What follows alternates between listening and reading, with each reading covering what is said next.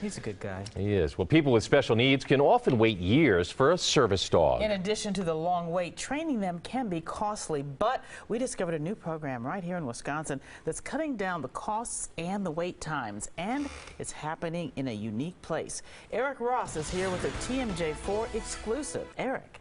Good evening. It starts with sending pups to prison. Tonight we reveal a program that's training dogs at no charge and changing lives at the same time.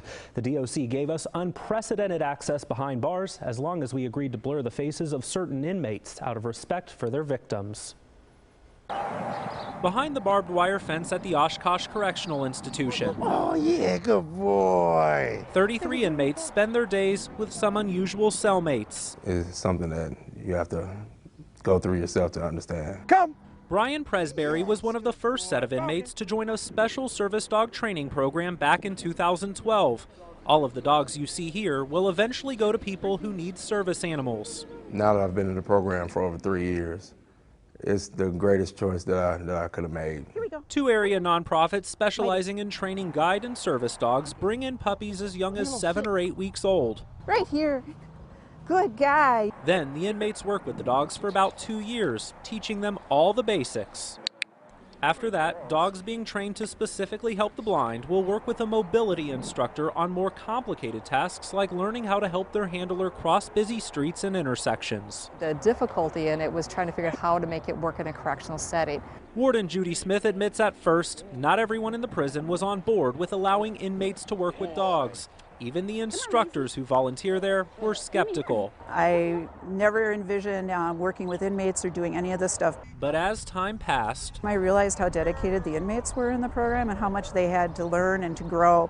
It really is a way for the inmates to learn some skills. Programs like this don't cost taxpayers a dime. In fact, Smith believes it may even save taxpayers money in the long run by giving inmates motivation to succeed after serving their time instead of committing another crime. We want them to be productive. We want them to do something with their time. We found several states with similar training programs. The average nationwide recidivism rate for inmates hovers around 50%. Statistics show prison service dog programs can have a positive change.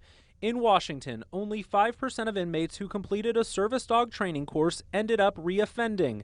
And an organization that works with inmates in Michigan reports recidivism rates between 11 and 13% for inmates who go through their training program. For other prison wardens across the nation that may not have a program like this in their institution, what would you say to them if they're considering something like this? I would tell them that this is probably one of the most, I think, powerful programs that I've seen as far as it gives something back, but what it does for the inmates and the atmosphere at the institution is really kind of amazing. And I think there's been more rewards for it than probably what I ever anticipated.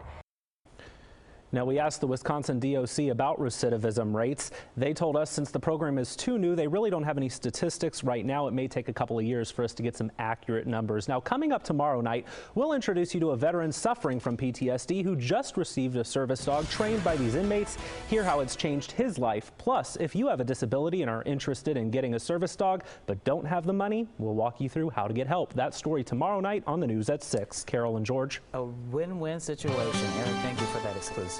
Well, Storm Team 4.